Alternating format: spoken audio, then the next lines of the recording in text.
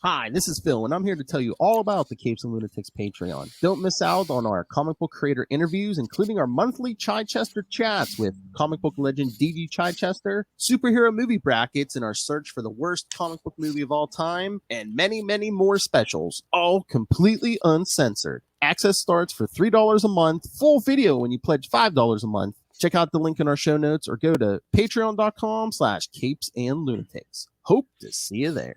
This is Luca Perich, and you're listening to the Capes and Lunatics podcast. Recording has started. Good evening, cats and kittens. Let me adjust my camera. Hey. Yes, I am as handsome as I look. I am Charlie the Professor Esser, and you are listening to Superconnectivity. I am once again joined by the one, the only, the blue-eyed bomber from the Burger Pits. Phil, podcast Perich. That's his name. Don't wear it out. Although, quite frankly, all publicity is good. So, yeah, say Phil, podcast Perich. Every chance you get. If you need to, if you stub your toe, say it. It's a good minced oath, and your children will not hear you swear. I am famous. People want to tattoo my autograph on them. Come on. Yeah, I would love to get Phil Podcast Perich's autograph on a part of my body, but he will not sign it. So let's move on. Philip, we have a very amazing episode of Capes and Lunatics this week. That's probably going to take up the whole time because we need to talk about the amazingness that is Villains for Hire number 3. Oh, yes. Were all of my theories proven correct? Were they proven false? Well, you already know because that will actually air after this episode or before this episode. No, it'll air after because it's going to be April 1st, so it's not going to be your typical Capes episode, kids. So tune in. Oh, so see, everything's getting all... Oh, by the way, I have to mention this. Okay. April 1st of 2022 is a new moon. It's a Ragabash holiday for my White Wolf fans out there. Be a trickster god in your own right and have fun safely. We do not violate the masquerade in this house. Okay. That's April 1st. Okay. Yeah, so April 1st is a new moon, for those who don't know. At least according to the calendar I didn't pay for, but I got from my local auto dealership. Anyway, so let's talk about what do we want to do. We want to talk comics this week right now. Yeah. You want to do indies first? You want to hit right into the Marvel stuff? Do you have a DC book that maybe people would like to hear about? I can't imagine anything good comes out of DC, according to Little Hellfire. I'm looking here. I know Lilith and I have talked about this before. Human Target by Tom King has been really good. Oh, yes. Yes. Christopher Chance, the Human Target, has been accidentally poisoned when someone attempts to poison Lex Luthor, and it seems like the poisoner is one of the old Justice League International. So, yeah, he's been going around trying to solve his own murder before he dies. Oh, that old gag. That's an original film noir bit, believe it or not. Yeah. I can believe it. It's just they like the tone of this story and stuff. Yeah. Yeah, they did a remake of that in the 90s called DOA. But yeah, there was that's an old bit. You poison the guy and he has to solve his own murder. Yada yada yada. But that's cool because I know that they had him as a Green Lantern in that, right? They had him impersonating Guy Gardner at some point. He did. He had somebody. Because Guy was none too happy because Chance has kind of been seeing ice while this is all happening. So Guy's not been too happy. He had one of his friends impersonate Guy, but yeah, Blue Beetle. We've seen Blue Beetle already. Martian Manhunter. So yeah, so it's interesting. Like I said, very good. If you guys loved Tom King's Mr. Miracle, and then what was the last one? Oh, Adam Strange. What is that? Strange Adventures with Adam Strange. Yeah, you'll like this one. Well, sounds good. Sounds good. Tristan, Thank you. Do not speak during the podcast or go somewhere else and do your adventuring. So I'm going to do my first indie of the week. The phenomenal My Bad. Oh. This is your last chance to get on this hot, as yet unexploited IP, kids. It is for as silly of a book it is. To me, this is the South Park of comic books. Where that, it is almost deep, is insanely silly, but at the end of the day, you kind of feel like, I could almost defend this to people that I bought this comic book. You have to call it at the start. It's original piece approved by the Comics Code Authority, and then if you read the fine print, it speaks ill of both comic creators and those who read it. And honestly, it's like, oh, I see too much of myself in this. Stop that. Don't make me feel bad, comic book. Then we go into the adventure. For those who don't recall, the Accelerator was horribly murdered in the previous episode. Oh, yeah. And now everyone's like feeling bad. They're going to his chicken restaurant to speak of, how much they miss the Accelerator. And of course, Emperor King, who has given up his life of crime at this point, was a former arch nemesis of the Accelerator, is feeling kind of bad about this. But his good friend, what's his name? Rush Hour. Yes, Rush Hour, who continues to be his friend despite the constant acid baths and bionic limb replacements, says, everyone really likes the Accelerator because they have this whole new thing to prevent tailgating and make traffic flow better. They call it the Accelerator tailgating warning system for them, but they've said that there's going to be this big announcement, which the Chandelier, as you know, is a jerk. He is your typical Bruce Wayne type. He is certain that that Emperor King is going to be revealing his secret identity at the big event he's doing, but instead he's not. So he goes to Los Angeles. He can't find a place to park, so he goes to Burbank. That's just like, I'm guessing California humor. I don't know. Gets a random group of people in costume to drive him, tells them they're the interns of justice. Meanwhile, Emperor King is remembering his difficulties he had trying to invade Canada and be declared their president, only to find out they don't have a president in Canada. It goes on and on, but it's wacky. Anyway, you get to the big moment where the Chandelier decides to confront Emperor King to prevent him from defeating him, from revealing his secret identity.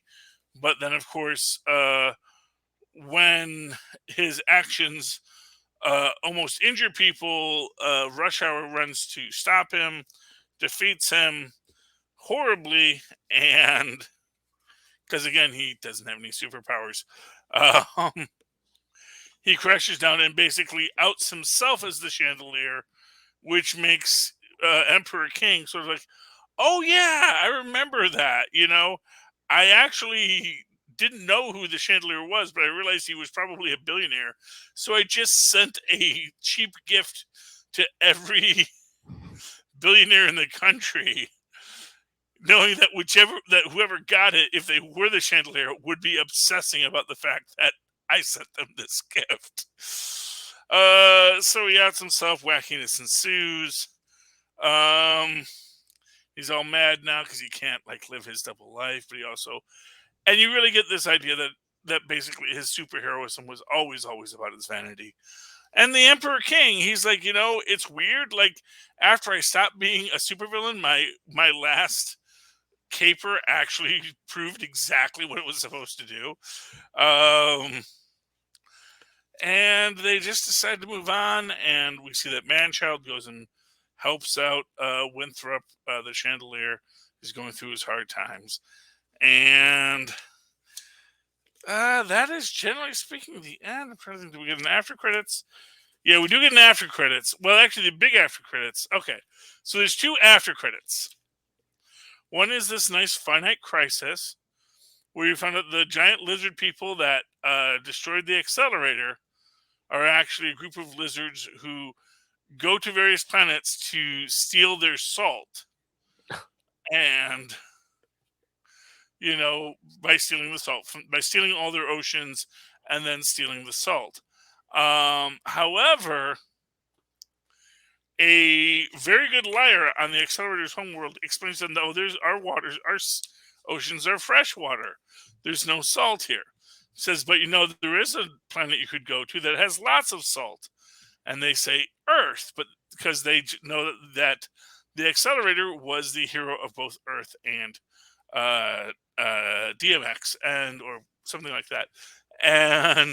But she doesn't know where Earth is. She has no idea. All she knows is that when they brought food home from Earth, when they brought care packages from Earth for people, she found the food that they brought was just unedible, specifically the Pringles, which suggests that the Earth is actually like a salt-ridden paradise for these lizards. But anyway, and then at the very end, you get a little Justice League montage where the Chandelier goes and recruits Lionel Richie, the Lion Man, who he had previously put in the zoo to be part of his team. So we get that little Justice League of the rich guy in the glasses going and getting the antagonistic nature hero to be a part of his league. So yeah, my bad, number 5 brings it home as to be expected, and I enjoyed it. Very nice. Let's see. Oh, I'll just mention this real quick. Gunslinger Spawn number 6. This book has been really good. I think Lilith and I agreed. This is maybe, if not the best, it's tied with King Spawn for the best Spawn book right now. I mean, it combines all the greatness, all the stuff you love about Spawn with the Captain America Man Out of Time stuff, because he's even more out of time because from the Wild West.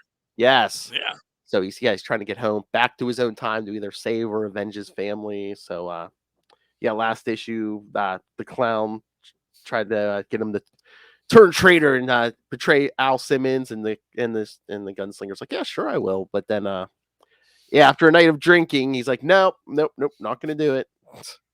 So he gets him all drunk so he can take him in a fight. But this book's been really good. The art is spectacular, Brett Booth art. So this is and again, I mean, don't get me started on Marvel this week. Those paper thin, literally then some of those books feel like tissue paper. They're made out of tissue paper from Marvel. Well, no. What it is, the cover is the same consistency as the inner pages. Yeah. I actually like it because it's their split the difference between going back to pulp pages and they didn't want to sacrifice the ink quality, but they also didn't want to necessarily and you will see that different books, because Ms. Marvel has a more traditional cover, but Iron Man of course has that new soft cover, and Iron Man I think actually had so I think that's the thing, you get the code if you're got the soft cover. So well, I didn't know if some of the books were late too, and that's why they were the different. But I'm just saying, Todd McFarlane can put out a $2.99 book with a cardstock cover, and the paper in there is very nice. So I don't know what's. Yeah, but he's not. I don't know how much money he's making off his books. Maybe that's the idea. I mean, but you're always saying it's I mean, aren't the comics like a loss leader for Disney anyway? They don't care because they're making so much money off the movies. Yeah, there's a loss leader, but then even if you're a loss leader, you can't lose too much. I guess, and I thought, don't you get a deal the more you get business you give somebody? I mean, Marvel's got to be printing more stuff than McFarlane is. Well, no, I mean, to some extent, the idea is I mean, and I'm not Marvel's accountant, and I'm not Disney's accountant, who is probably like Marvel's accountant fears Disney's accountant. That's the thing. It's like there's like all these layers of the accountancies. You know, Mm-hmm. so if you ever see the producers, and you have the public accountants versus the certified public accountants.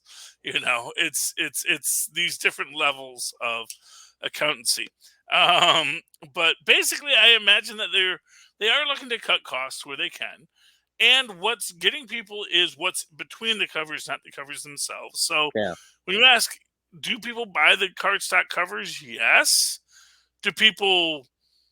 Will people care if they don't have cardstock covers? Maybe not. No, but even the paper inside is like a thicker, better quality than the interior pages. So I don't know. This is it. I mean, what I'll say is I think that this quality is about the same as you have in a lot of things. Well, that's the other thing is actually I think if you do a cardstock cover, you have to have a higher quality paper in between the cardstock. Yeah. Because it gets more, then you have to do more glue, and this is more staple, and this is back to the old staple model. Yeah. Well, yeah. I mean, it just seems there's all kinds of issues with it. Honestly, you could probably get into some deep dives into book binding and printing. And honestly, the kind of stuff that my company does, like as an analysis firm, but that not my company, but the company I work for. But yeah, it is interesting how it does. I like it because it does feel like a light. I can feel the water draining from my fingers as I hold it, just like proper newsprint. So it feels like a comic book. And quite frankly, if it's a little more delicate, that only helps the resale market. Well, that's what Lilith was even saying. Yeah, they'll probably be worth more again because if they're exactly because damage, yeah. And to be fair, that really is the whole thing. If you are a collector, the more delicate they make these, oh yeah, the more they're worth. The more you're never open to, book is. I mean, quite frankly, if you have a cardstock cover that could have been slipped between your mattress for 4 years and looks as good as the day it was printed, that happens to a lot of books. These, you had to be very careful from the very start. Oh yeah. So you want to talk about Iron Man 18 since I have it in my hand? Oh yeah. This is good. This is the end of the Iron God storyline. Hello, Darkness, my old friend. Basically, Tony has killed everyone. And him and Hellcat go on a little journey of we're not so different, you and I. But they all had like these parents who, imagined their perfection and demanded it, and yada yada. We get a little scarecrow motif here, because mommy didn't love them enough. I suppose is the idea. And Tony does a great breakdown of Dr. Jekyll and Mr. Hyde. Mm-hmm. Which I think a lot of literature professors have done before. Many people will say, oh, he's cribbing from Alan Moore, and he may be. But excuse me, I don't think that's really necessarily the point because, as I said, that is one of the many interpretations of the Jekyll and Hyde mythos. So that's nice. He brings everyone back from the dead with the power cosmic, which really kind of suggests the power cosmic is a little OP. Especially since he killed another power cosmic being, then brought back that power cosmic being with what was left of his power cosmic. Of course, then Well, I don't know if it's the same power cosmic that like the Silver Surfer. I mean, this is like Prime Galactus uncut. Yeah. It's the uncut raw power cosmic. This is the stuff that Galactus mainlines. Although, arguably, if you remember from A Reckoning War, the idea of that what Galactus breaks things down into is actually what is the energy from the previous universe. It's like a whole digestion process, and this is sort of like the stuff from which the universe is made, is the arguably. And then, of course, he goes, he gets mugged, he hands over his wallet, and then goes into heroin withdrawal. And then we get this fun scene, which we assume is not a hallucination, with Korvac coming back, and I will kill you because if I just kill everything, yada, yada, yada, yada. Oh, no. You know what this guy's going to be? Yeah, because Korvac's like, you're going to be the first one. And then, like, Tony's dying. He's like, Stark? He's like, so you know what's going to happen. Korvac's going to cure him, just so we were like, I'm gonna bring you back to perfect health so I can kill you. Egovault. Kids today, Philip. Kids today. I want a worthy adversary. No, you don't. You just want to see. That's how you know it's not really about at the end. It's about the journey. Like when you try to put obstacles in your way. And by the way, Doom was just like, that Doom is just like, why has my life been? Why does everyone be mean to me? I love when Tony's just like apologizing to everyone he killed. Sorry, and he gets to Doom. He's like, no hard feelings. Yeah, maybe he could have left that one dead. Fixed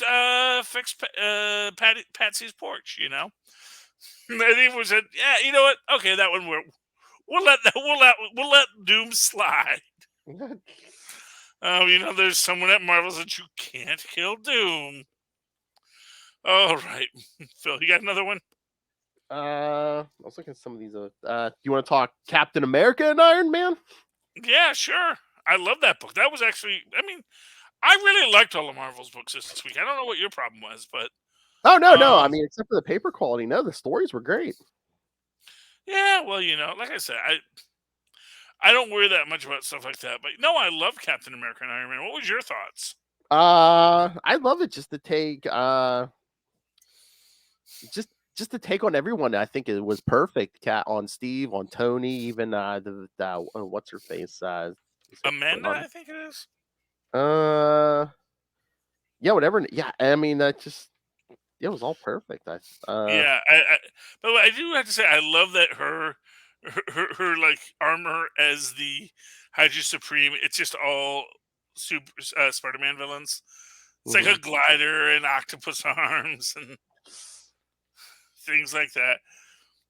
And I like her making her point, but also just I love how Steve has a counterpoint to everything, and he's just like 2 steps ahead of everyone. Even when they get to fighting the 51. And we find out who is Steve's favorite superhero. Peter Parker. Peter Parker is his favorite superhero. And he's just basically said, you know what? If I really wanted to teach you what it is to be a superhero, I would take you to this kid in New York. And once you get past all the jokes and the acrobatics, he understands what we do more than anyone else. And, I think that's the point, it's pretty neat. Now that 51 has bonded with the Overseer. Oh, yeah, the Overseer, and is still in the helicarrier. You worry about that a bit, but you're also like, you know what? We'll figure it out later. Oh yeah, I love that. Like I said, yeah, Steve was spun on. Even like Tony when the Overseer's like threatening them, and Tony's like, he's like, Ultron would eat you alive. Well, it's just like, what? You're just a super AI? We fight those like twice a week. It is less impressive just to be a super AI. He's been impressive because he has, a lot of good weapons behind him. He's a very heavy helicarrier AI, but still,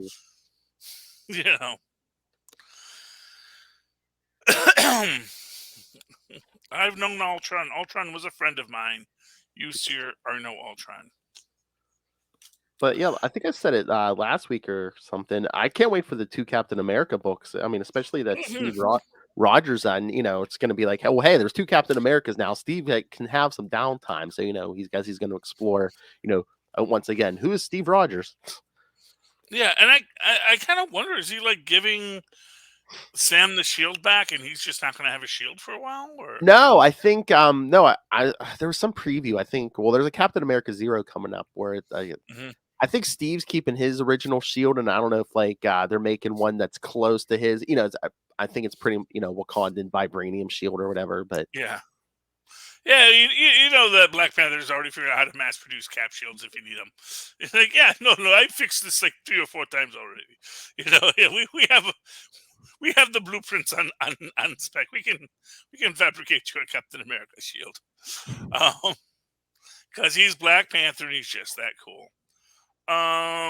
Here's another indie book this week is Count Crowley. 1 of 4. What? Yes, because it's back. They brought back Count Crowley. Apparently, my love of it has returned. We open up with a classic little horror host montage where the decomposing artist does her whole thing. We see her at AA. She's approaching this one dude who she thinks is a werewolf. Then we cut to the spooky boardroom. Ooh. Where people are being evil, as they do. We then have Count Crowley meet up with the original Count Crowley, who basically explains that, here's how, to kill a werewolf, you have to chain them up, pry open their jaw, and cut out their tongue. That's the only way you can kill a werewolf. Which I love the fact that, because basically he's saying, yeah, all those myths you hear about how you kill these things, that's just propaganda. So you don't know how to kill these things. Because he also makes this point that vampires, there's no way to kill a vampire. They're immortal. They don't die. No matter what you do, they will not die. And then you basically see one here. There's a line in here about whether or not, Cross's work. He says, well, if religion kept them away, they wouldn't wear the high collars. There wouldn't be so many of them wearing the high collars. I don't know if that's implying that Catholics wear the high collars because they're afraid of vampires biting them, or that there's a lot of vampires in the Catholic Church. I think you're allowed to make your own interpretation from that. Anyway, there's a lot of great ratings on the Count Crowley show, so they're doing well. But she goes and finds her werewolf when she confronts him. He's talking about how he was with a girl named Crystal and they were doing meth and yada, yada, yada.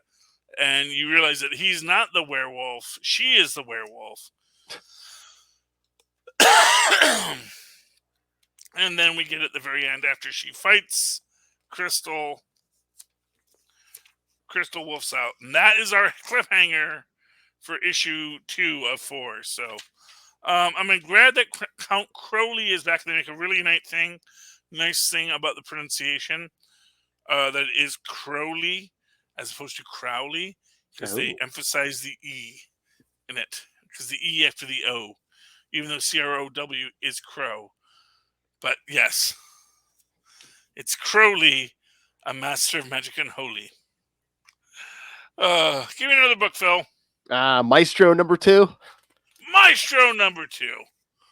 Man, Maestro's a jerk. Oh, yeah, no kidding.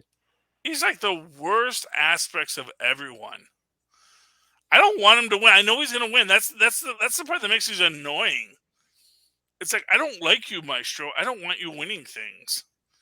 Because, and freaking Namor is right. It's like you're trying to bring humanity back to full strength. Why? They destroyed the Earth. Stay down here with me in the oceans, under the sea, under the sea, under the sea. Well, and 2, Maestro doesn't want to bring humanity back to full strength. I think at this point, Maestro just wants to bring humanity back enough to roll. I don't know. That's a real question here. And I think if he had told Namor that, he might have respected that. But the fact of the matter is that, and really what the real problem is everyone's just punching first and asking questions later. Mm-hmm. That's the thing. I think, I really think that if people had just Maestro, he's a troubleweed. Mm-hmm. But I really feel like if Namor had just approached him, it would have been cool. Although I do like the fact that Abomination actually gets a nice hit uh, um on this. Although, again, with the idea that Maestro's just going to kill Namor's wife and kids, and then he does. Yeah, It's pretty messed up, But they go back to Doom, and Doom is pretty enfeebled now. And there is this now what the heck are we gonna do? I tell you, this is giving me so much sympathy for Abomination, which you shouldn't have. You should never be reading a book saying, "Boy, I hope that nice guy Abomination beats that mean old Hulk." That's not good, Phil. Well, again, too, I mean, and then towards the end of that, the original Peter David run, it's Abomination, I guess, was behind. Well, they thought Betty Banner was dead. He tried to poison her and stuff, but it's again, it's Abomination's not a good guy, but at this point, Maestro's not a good guy either. So it's Yeah, I mean, there's a lot of people to feel bad for at this point. It's like I always say, it's like I may be a son of a coyote, but I'm not a melon farming son of a coyote, and it's and it's one thing that Maestro can breathe underwater now, which I forget if he explained how he can do that, but yeah, well, that's something Peter David did eventually. I believe that it was Peter David who did that too. He said, "Oh, actually, he can just breathe underwater." I mean, it's one thing to breathe underwater, but everyone's carrying on full conversations underwater. Yeah, well, I mean, that's just like I said, wrote this. It was a weird thing when they did it the first time. Although I guess he has super powers and he can vibrate his larynx however he wants. It works. If Namor can talk underwater, I guess anyone who can breathe underwater can talk underwater. That's true. Yeah. It's odd and it's weird, but we'll allow it. I guess it's Atlanteans, 2 Gamma guys, and an android. So yeah, I guess it's possible. I mean, honestly, that the Human Torch can burn underwater is the weirdest one to me. But and then apparently, when they rebuilt this Jim Hammond, he really has no sense of where he is because he's like, "Who's this guy?" Well, it's like Maestro didn't even seem to know who Jim. I'm like, wouldn't Banner or somebody know who Jim Hammond was? Well, it's an alternate universe timeline, I guess, and the idea is that somewhere he knows. Oh yeah, there was that other Human Torch that Phineas Horton made. He's been around a while. Okay, this is fun. Department of Truth, where we fake the moon landing. And this is where everything just starts to break down. And apparently it's Frank Capra is the head of the Department of Truth in this one. So that's a little weird. And they meet with Nixon. And Nixon's like, hey, that young guy, Lee, he looks familiar. Anyway, plotline. They realize that, they're trying to recruit. They're basically explaining how the Nazis figured out this power, how the Russians have this power, how we have this power, how we're all trying to build these competing myths, and how because the Apollo 11 doesn't think it's going to go, they're going to fake the moon landing, and they have to get that Stanley Kubrick in for it, because he knows how to make magic, and anyway, they fake it, people believe it, and then retroactively it makes reality that we did go to the moon, that everything did happen just as they said. And Nixon tries to say, hey, we could make anything be real, yada yada yada. And Lee's trying to say, you really can't do that. If you try to make it too much, it's gonna blow up in your face. Nixon doesn't buy that. Gee, I wonder where this is leading. And then at the end, we see the woman with no eyes on the moon being so happy that she sees the flag on the moon and then holds the earth in her hand. Isn't that lovely? Oh, yeah. What issue was that again? That was Department of Truth, number 17. Can we pause for 1 second? Sure. Sure. Just a minute. Sorry. Oh, good. I can. Yeah, I know we're a little ahead of schedule, so. Yeah, no, I can BS. No, good. All right, kids. Well, Charlie's not here. What book would I talk about real quick? Oh, Venomlethal Protector #1 was out this week, kids. If you love 90s Venom, this is set during that period. It's by David Michelinie, who the writer who created Venom. So yeah, it's really good. We have him battling who are these guys? They're from a 90s Spider-Man issue. They're like evil versions of the Avengers. Jagged Bow, Death Shield, and Blood Spider, who are basically Hawkeye, Spider-Man, and Captain America. And it's not all grim and gritty 90s. It's nice because it has the 90s feel, but it's like it's not completely like grim and gritty because we get a confrontation between Venom and who is this? I want to say Humbug. Is that this guy's name? Yeah, I think.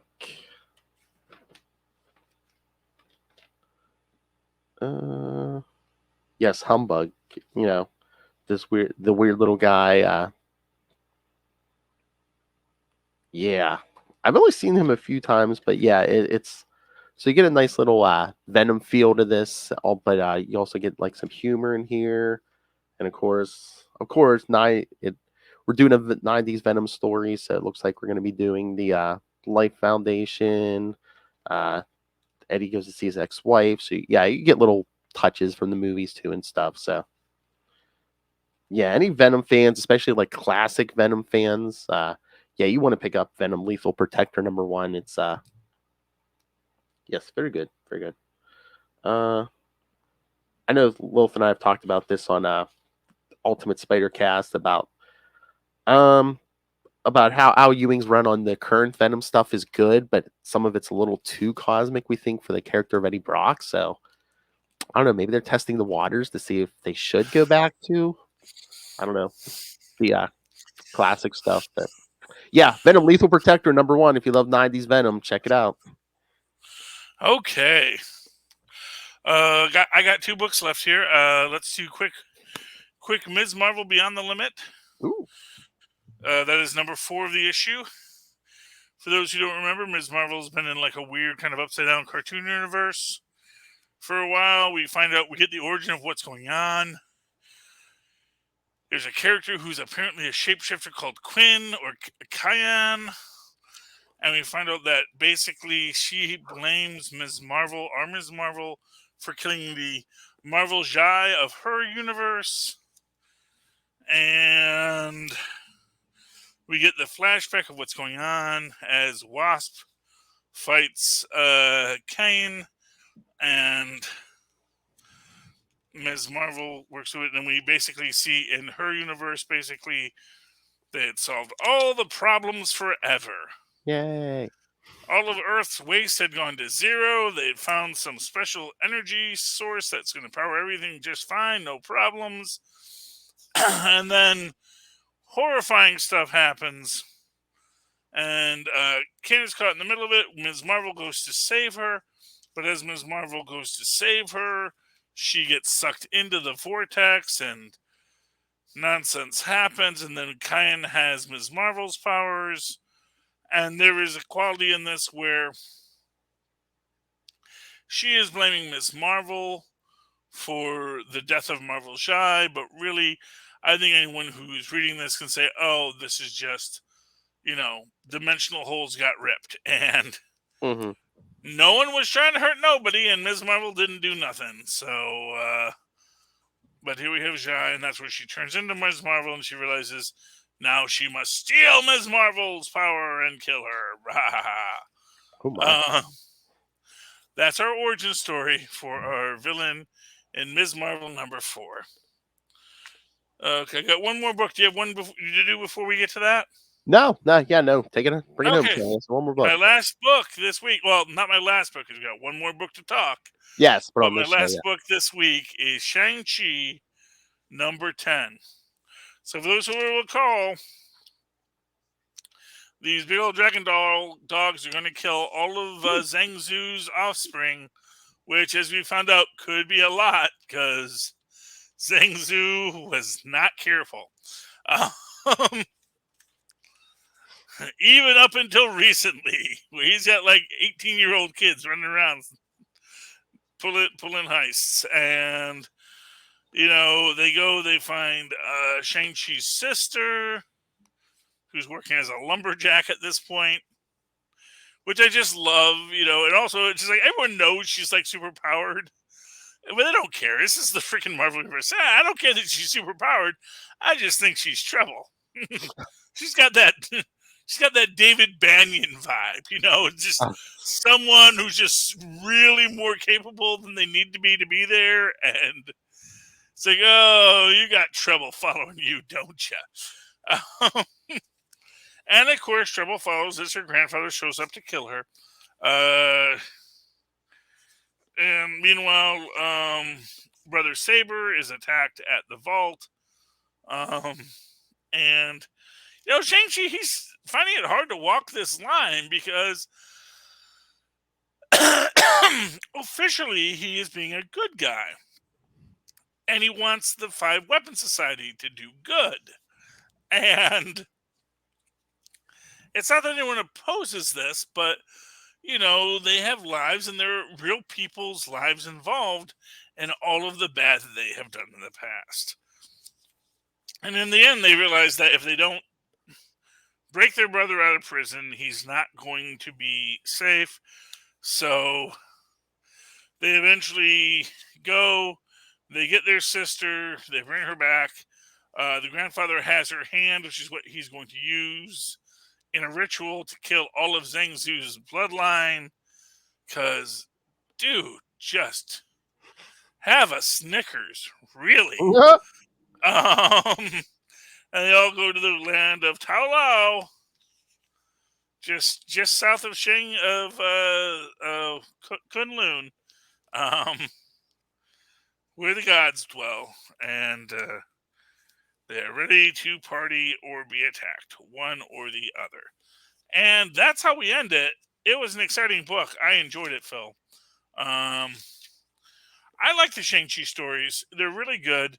I like that they aren't leaning too much into too much nonsense with it, like making it too much like the movie, but also threading ideas from the movie into it. So that's nice. Yeah, it sounds interesting. Yeah, it is. Okay. So that's my last book. Do you want to talk about anything else? Do you want to just go right to the shameless plugs? I think we're good. All right. All right. Kids, before I give you the plugs, next week, come back because Lil Hellfire demanded we do it somewhere else. Superconnectivity next week. We're going to cover Morbius, Charlie and I. The movie. Oh, fun. We'll give you our honest opinion, our brutal honest opinion on Morbius. And if you see it and would like to share your thoughts, email us, CapesandLunatics@gmail.com, or call the voicemail 614-382-2737. That's 614-38-CAPES. And remember, follow Superconnectivity on Facebook, on Twitter.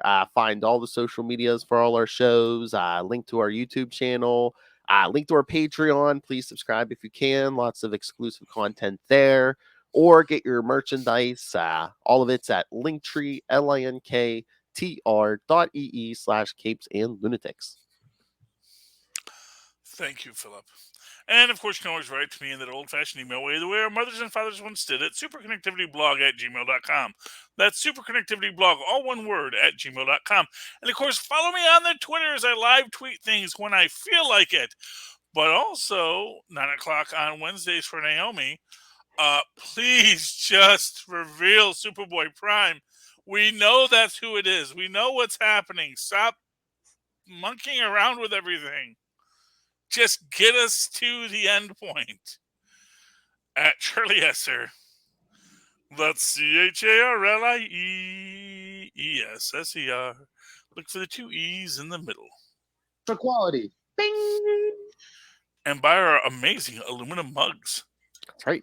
That's that merch. Woo! All right. Keeps it cold all year round. And T-shirts that fit even fat guys like me. All right, cats and kittens, you have listened to another episode of Superconnectivity. Come back again next week and super connect us again. Good night.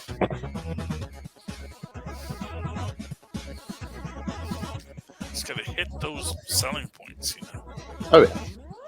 The aluminium nature of the mug. So people see that. I worried for years that this was just plastic with maybe an aluminum lip.